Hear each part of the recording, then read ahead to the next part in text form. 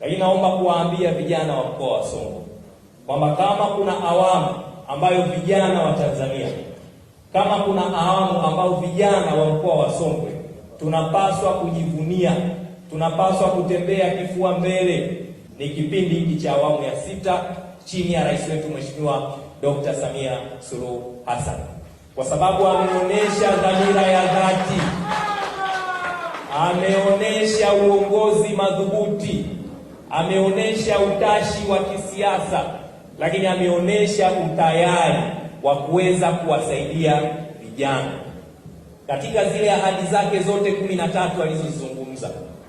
Ukizichambua, ahadi nyingi zinagusa maendeleo ya vijana.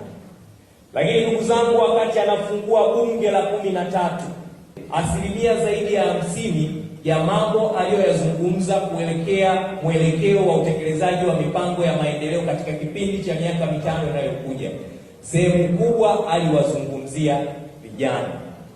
Na katika historia ya nchi yetu, ndugu vijana wenzangu wa mkoa wa Songwe, hakuna wakati ambapo tulikuwa na wizara inayojitegemea inayoshughulika na masuala ya vijana.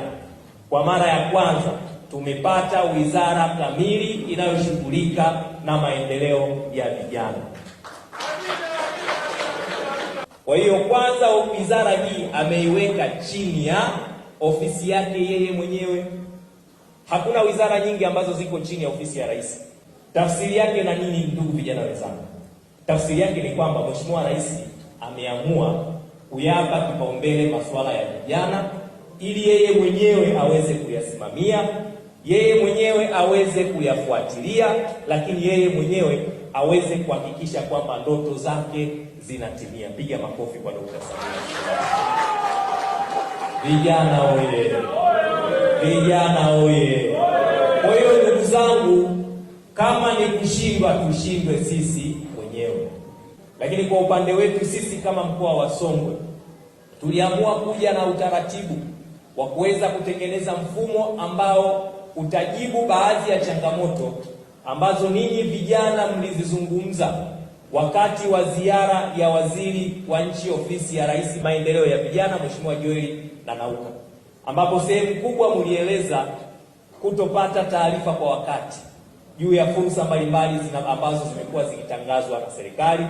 Lakini huko wakati mwingine tunapohitaji kupata takwimu halisi za vijana, leo hii nikiuliza mimi halmashauri zangu, tuna idadi gani ya vijana wanaopatikana katika halmashauri yenu kwa sifa za elimu, vijana wenye ujuzi fulani?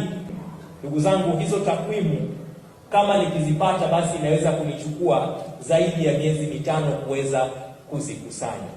Kwa hiyo hatuna takwimu sahihi za vijana, wanafanya shughuli gani, wako wapi, ujuzi wao, elimu yao. Tukasema tutengeneze mfumo ambao utatusaidia kujibu changamoto hii ambayo vijana mmekuwa mkiizungumza. Mfumo wa Songwe serikali kiganjani tumeuandaa, lakini kupitia mfumo huu vijana wa mkoa wa Songwe tunakwenda kuwasajili na wao wenyewe pia wanaweza kujisajili.